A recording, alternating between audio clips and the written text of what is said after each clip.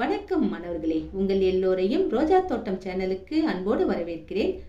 மாணவர்களே, மின்னி மின்னி பாடத்தில் கொடுக்கப்பட்டிருக்கும் புத்தக பயிற்சிகளுக்கான விடைகளை நாம் பார்த்து கொண்டு வருகிறோம். அந்த பாடத்தின் தொடர்ச்சியை நாம் இந்த காணொளியில் காணலாம். 35வது பக்கத்துக்கு வாங்க. அங்கிருந்து நாம இந்த வீடியோவை தொடங்கலாம். சிந்தித்து விடையளிக்க. அம்மா, வெள்ளரிக்காய் மிகவும் சுவையாக இருக்கிறது. குட்டி பையன் சொல்றான். அப்படியா முகிலா, இதை நான் விளையும் இடத்திலேயே வாங்கினேன். அம்மா, வெள்ளரிக்காய் வாங்கிய இடம் எது? சந்தை கொடுத்துருக்காங்க, காய்கறி கடை கொடுத்துருக்காங்க, தோட்டம் கொடுத்துருக்காங்க. இதுல சரியான விடை எது? சந்தையில காய்கறி விளையாது. விளைந்த காய்கறிய அங்க கொண்டு வந்து விற்பாங்க. அது விளையும் இடம் கிடையாது. அதுக்கப்புறம் காய்கறி கடை. காய்கறி கடையிலயும் காய்கறி விளையாது. ஏன்னா கடையிலயும் அப்படிதான், விளைந்த காய்கறிய காய்கறி கடைக்கு வர வச்சு அவங்க விற்பனை செய்வாங்க. அடுத்து பாருங்க, தோட்டம். தோட்டத்துல காய்கறி விளையும். அந்த விளைந்த இடத்திற்கே போய் அந்த அம்மா காய்கறி வாங்கியிருக்காங்க. இதுதான் சரியான விடை. தோட்டங்கிறத டிக் போட்டுக்கலாம். அடுத்தது பாருங்க, பின்பற்றி எழுதுக. பாப்பாவின் பொழுதுபோக்கு. பாட்டு பாடுவேன், பாட்டு கேட்பேன், நடனம் ஆடுவேன். இப்படி கொடுத்துட்டாங்க. பாப்பாக்கு கொடுத்துட்டாங்க. எனது பொழுதுபோக்கு, இத நாம தான் எழுதணும். உங்களுடைய பொழுதுபோக்க நீங்க வரிசைப்படுத்தி எழுதலாம். ஒவ்வொருவருக்கும் ஒவ்வொரு பொழுதுபோக்கு இருக்கும் இல்லையா? ஒவ்வொருவருக்கும் பொழுதுபோக்குகள் மாறுபடும். உங்க பொழுதுபோக்க நீங்க வரிசைப்படுத்தி எழுதுங்க. ஒரு உதாரணத்துக்கு நான் இதை கொடுக்கிறேன். எனது பொழுதுபோக்கு: காகித மாலை செய்வேன், மிதிவண்டி ஓட்டுவேன், வண்ணம் தீட்டுவேன், குச்சி படம் வரைவேன். குச்சி படம்னா ஸ்டிக் ஃபிகர், ஸ்டிக் பிக்சர்ஸ் வரைவோம் இல்லையா, அது.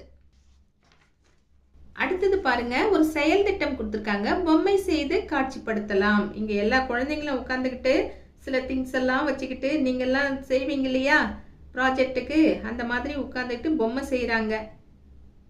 இந்த மாதிரி உட்காந்துக்கிட்டு நீங்களும் சில பொருள்களை செய்து பொம்மை செய்து காட்சிப்படுத்தலாம்னு சொல்லியிருக்காங்க. இந்த மாதிரி பொம்மை செய்யறதோட மட்டும் இல்ல, செய்த பொம்மைய பத்தி நீங்க பேசணும். எப்படி செய்தீங்க, அதற்கான பொருள் எல்லாம் எங்கிருந்து எடுத்தீங்க, இத பத்தி எல்லாம் பேசணும். இத பாத்துக்கோங்க. அடுத்தது பாருங்க, அடுத்த பக்கத்துல பிடித்த செயல்பாடு எது? செய்க, பேசுக, இப்படி கொடுத்துருக்காங்க. 4 செயல்பாடுகள் தரப்பட்டிருக்கு. அதாவது இது வரைக்கும் நம்ம சில செயல்பாடுகள் எல்லாம் செய்தோம் இல்லையா, அதுல உங்களுக்கு பிடித்த செயல்பாடு எதுன்னு பார்த்து டிக் போடணும். என் மேடை என் பேச்சு, இந்த செயல்பாடு உங்களுக்கு பிடிச்சிருந்ததுன்னா இதை டிக் போடலாம். அதுக்கப்புறம் படிக்க எடுத்துக்கொண்ட நேரம், இந்த செயல்பாடு பிடிச்சிருந்ததுன்னா இதுக்கு டிக் போடலாம். அதுக்கப்புறம் படைப்பு நேரம், இந்த செயல்பாடு பிடிச்சிருந்தா இதுக்கு டிக் போடலாம்.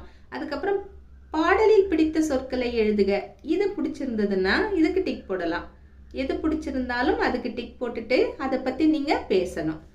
அதுக்கப்புறம் கற்றல் பயணம், படைப்பு நேரம்னு கொடுத்துருக்காங்க. மின்னி மின்னி பாடலுக்கு ஒவ்வொரு குழுவினரும் ஒவ்வொரு ராகம் அமைத்து பாடலாம்.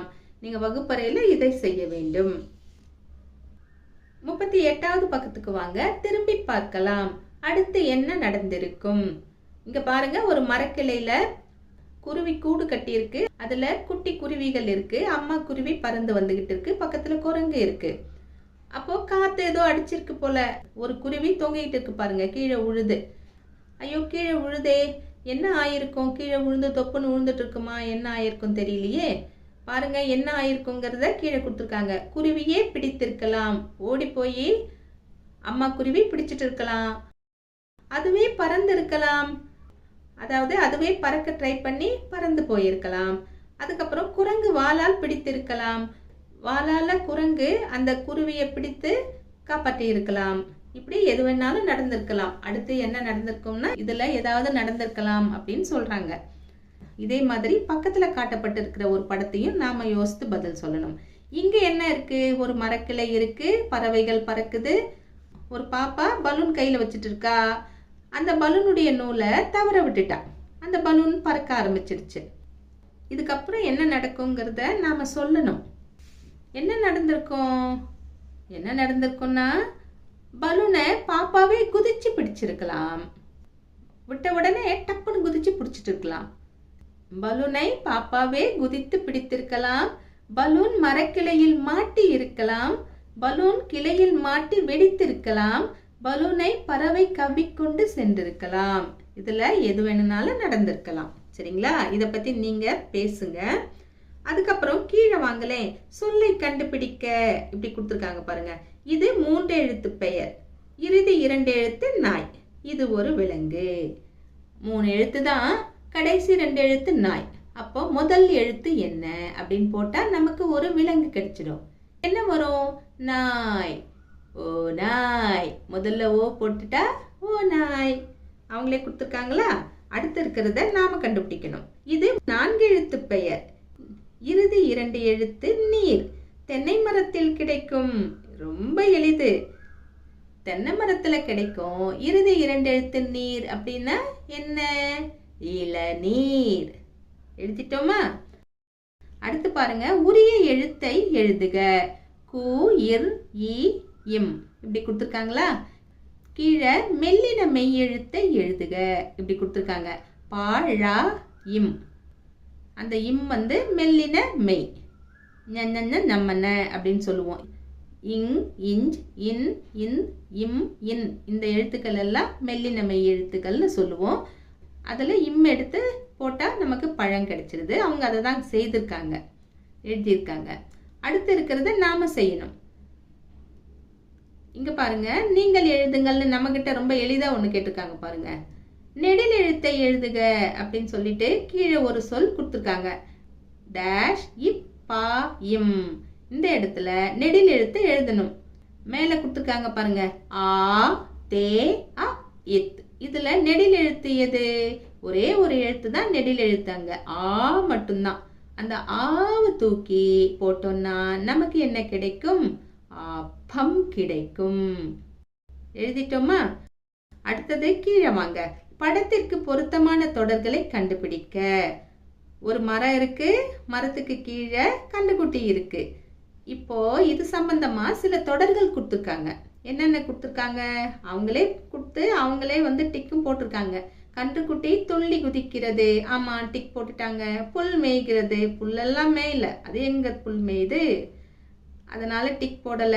ஒளிந்திருக்கிறது, அது ஒளிஞ்சா இருக்கு, ஒளியல, அதனால டிக் போடல. மரத்தின் கீழே உள்ளது. ஆமா, மரத்தின் கீழே தான் இருக்கு, அதனால டிக் போட்டுட்டாங்க. இப்போ இது இவங்க கொடுத்துட்டாங்க. நம்மள செய்ய சொல்லியிருக்காங்க. கீழே கிளி வானில் பறக்கிறது. வானிலா பறக்கிறது, அது மரக்கிளையில ஜம்முன்னு உட்கார்ந்து இருக்கு, அதனால நாம இதுக்கு டிக் போடக்கூடாது. அடுத்தது கிளையில் அமர்ந்துள்ளது. ஆமா, கிளையில தான் உட்கார்ந்து இருக்கு, டிக் போட்டுக்கலாம். அடுத்து பழம் தின்கிறது. ஆமா, அங்க பாருங்க பழத்தை எப்படி சாப்பிடுது பாருங்க, கொய்யா பழத்தை. ஆமா, டிக் போட்டுக்கலாம். அடுத்தது வீட்டின் மேலே உள்ளது. வீட்டின் மேலேயா இருக்கு? மரத்து மேலதான் இருக்கு, அதனால இதுக்கு நம்ம டிக் போடக்கூடாது. மாணவர்களே, இன்று நாம் மின்னி மின்னி பாடத்தில் கொடுக்கப்பட்ட புத்தக பயிற்சிகளுக்கான விடைகளை பார்த்தோம். இதன் தொடர்ச்சியை நாம் அடுத்த காணொளியில் காணலாம். அதுவரைக்கும் டாடா, பபாய்.